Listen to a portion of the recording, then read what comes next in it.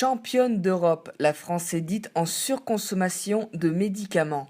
Un petit mal de tête ou quelques crampes d'estomac, ouvrez la boîte à pharmacie et trouvez automatiquement le produit qu'il vous faut.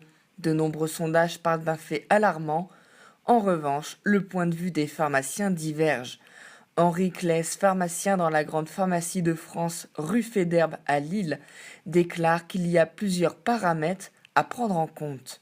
La marge entre la consommation normale et la surconsommation, elle est essentiellement dictée par la sécurité sociale. C'est ça qui fait baisser le prix des remboursements, qui va faire diminuer le prix les volumes de prescription par les médecins. Je pense qu'on peut parler de surconsommation aux États-Unis, parce qu'ils consomment beaucoup plus de compléments alimentaires que nous. Le médicament n'a pas le même statut. Il y a de la publicité pour les médicaments qu'il n'y a pas en France. Je pense qu'aux États-Unis, il y a une vraie surconsommation. Aujourd'hui, les médecins ont tendance à prescrire moins de produits différents pour plus de quantité ou une meilleure qualité. D'où proviendrait alors cette surconsommation ?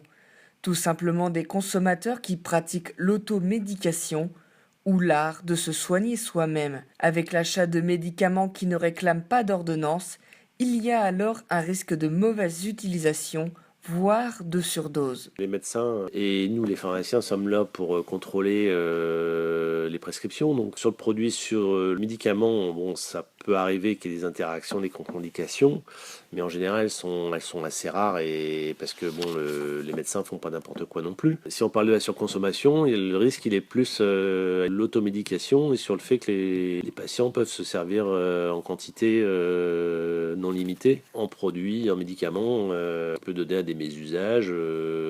Bon, ça se voit régulièrement avec certains antihistaminiques chez les jeunes, etc., qui font des cocktails ou des trucs récréatifs, ça arrive. Hein. Une mauvaise utilisation qui peut parfois mener à l'accoutumance, mais comme le dit Henri Claes, la surconsommation est un terme à prendre entre guillemets.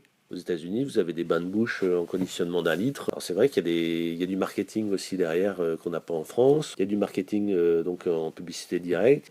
Faut bien penser que sur les produits, il y en a qui font des études sur le diamètre de l'opercule du tube de dentifrice, hein, parce qu'ils savent que s'ils mettent une plus grosse opercule, vous en mettez plus à chaque fois et vous en consommez plus. D'autres paramètres encore ne sont pas utilisés lorsque l'on parle de surconsommation.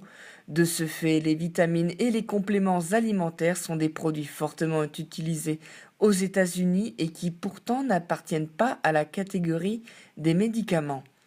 Finalement, seule la sécurité sociale parlera avec certitude de surconsommation, car quand il s'agit de rembourser, le prix est toujours considéré trop élevé.